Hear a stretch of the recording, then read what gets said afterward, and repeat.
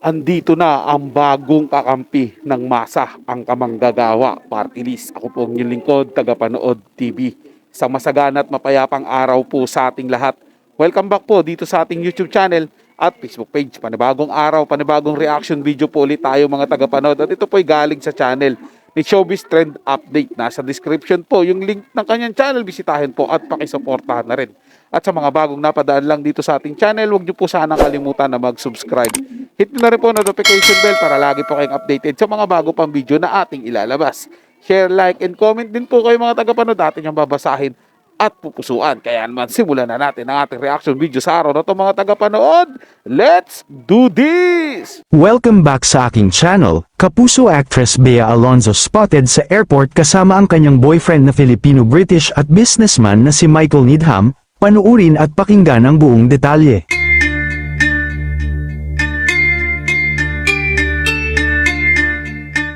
Mukhang hindi nga tumugma ang mga naging pahayag ni Kapuso actress Bea Alonzo nang makapanayam siya kamakailan ng GMA News reporter Nelson Canlas. Sa naging sagot kasi ni Bea Alonzo, sinabi niya na wala pa siyang balak umibig pa at sinabi niya rin na hanggang ngayon ay single siya.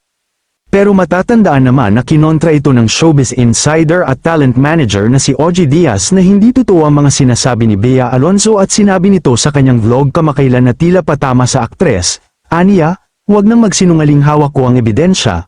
Wala namang masama, matutuwa pa nga kami eh. Bakit kailangang ilihim? Sa latest showbiz update ni OG Diaz ay naglabas siya ng tila nga resibo na magpapatunay na may bago ng boyfriend si Bea na ipinalit kay Dominic Roque, kung saan makikita si Bea Alonzo sa isang airport kasama ang isang hindi pinangalanang lalaki. Ayon pa kay OG, ito ang boyfriend ni Bea. Nagbahagi siya ng clue sa kung sino ang naturang lalaki at sinabi niyang ex-boyfriend ito ni Kylie Versosa. Agad naman nahulaan ito ng mga netizens, agad nilang nakilala kung sino ang lalaki na kasama ni Bea Alonzo. Walang iba kundi si Michael Needham na isa sa pinakakilalang ex ni Kylie Versosa bukod pa kay Jake Cuenca. Matatandaan naman na nagkaroon ng alitan si OG Diaz at Bea Alonzo, dahil sa pagsasampa ng kaso laban kay OG. Naghain naman ng counter affidavit ang kampo ni OG para pabulaanan ang mga akusasyon ni Bea.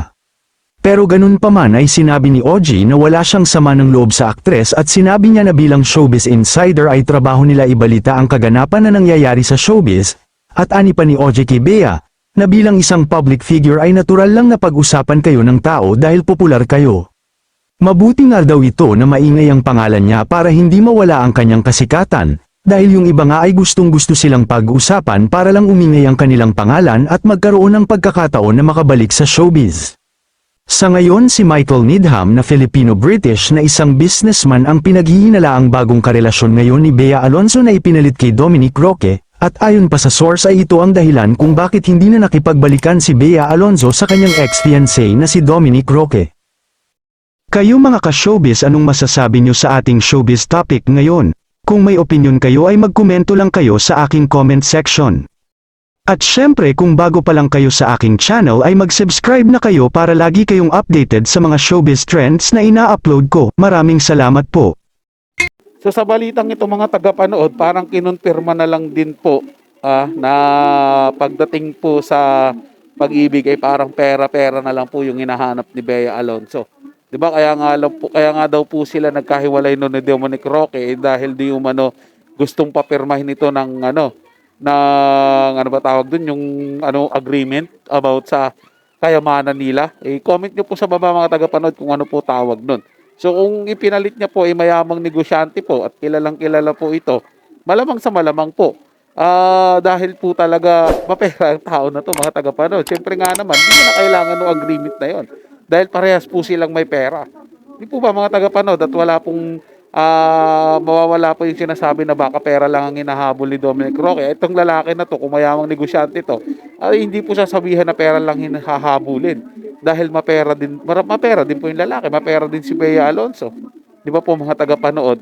At kaya nga lang po, parang kinukonfirma din dito sa balitang ito na nagsisinungaling si Bea Alonzo pagdating po dun sa vlog niya na sinabi niyang hindi po siya muna iibig tapos nahuli po, nakitaan po ng ebidensya. Pero yung ebidensyang ipinakita mga tagapanood, hindi naman yun nagkukonfirma na kung may kasama si Bea Alonzo sa airport na isang lalaki, ay sila na, malay po, nakasabay lang po sa biyahe.